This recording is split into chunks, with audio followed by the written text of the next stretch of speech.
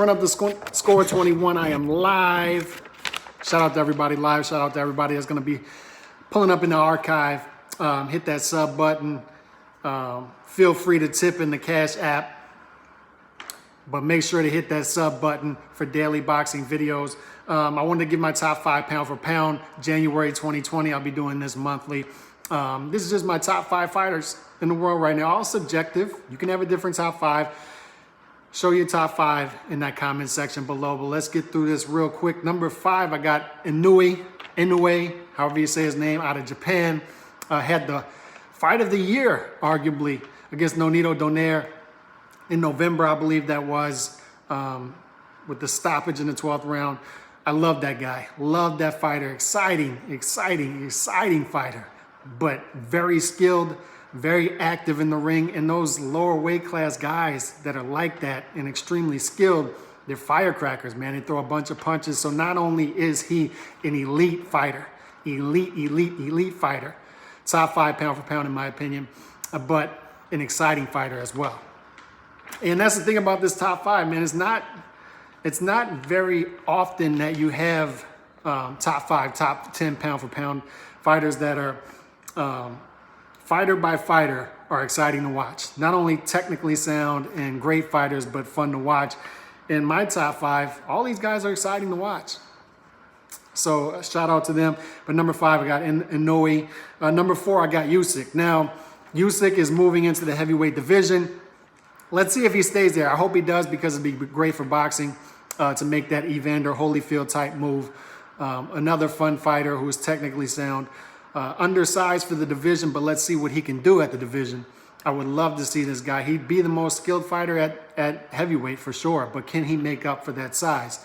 That's the question. Now, if he stays at heavyweight, I got to drop him out of my pound for pound rankings, because I don't put heavyweights in my pound for pound rankings. So we'll see if he ends up staying there, if he drops back to cruiser, but I hope he stays at heavyweight. But right now, I got him number 4 on my pound for pound. And quite honestly, if you have him higher, I completely understand that, because the guy is extremely talented and impressive. Number 3, I got Canelo. Canelo with the win in November against Kovalev. Some people say that that fight was a little shady, that Kovalev was throwing the fight a little bit. Quite possibly. But Canelo, a very technical fighter who made Kovalev a little shy in the ring. Was Kovalev a little up there in age and a little shyer than normal? I don't know. But Canelo won the fight. He won a fight that a lot of people were saying he shouldn't fight. So Canelo continues to add and pad that resume, which is already impressive. So you have a guy who's extremely technically sound, and who has quite the resume now and is still in his prime. So Canelo, I got him at number 3.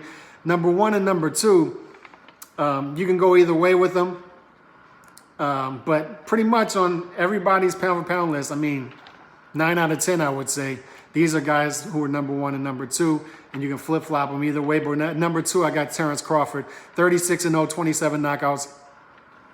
Goes without saying, man. He's coming off the win in December, but nobody at welterweight wants to fight this guy. Nobody at welterweight. I mean, they're talking about fighting Conor McGregor now, because they got to get creative with the guy, because nobody from the PBC welterweights will come to the other side of the street and fight this guy who will destroy every one of them.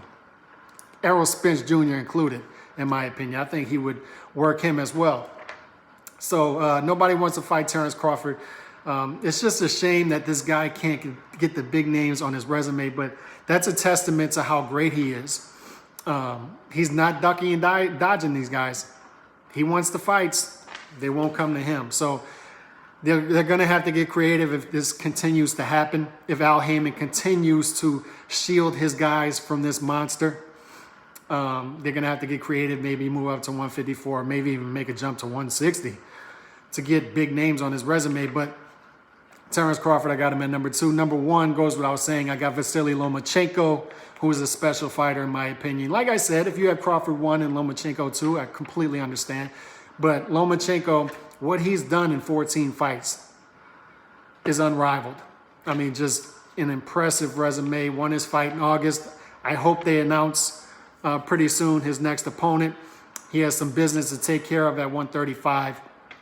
But can also go up to 140 if he had to.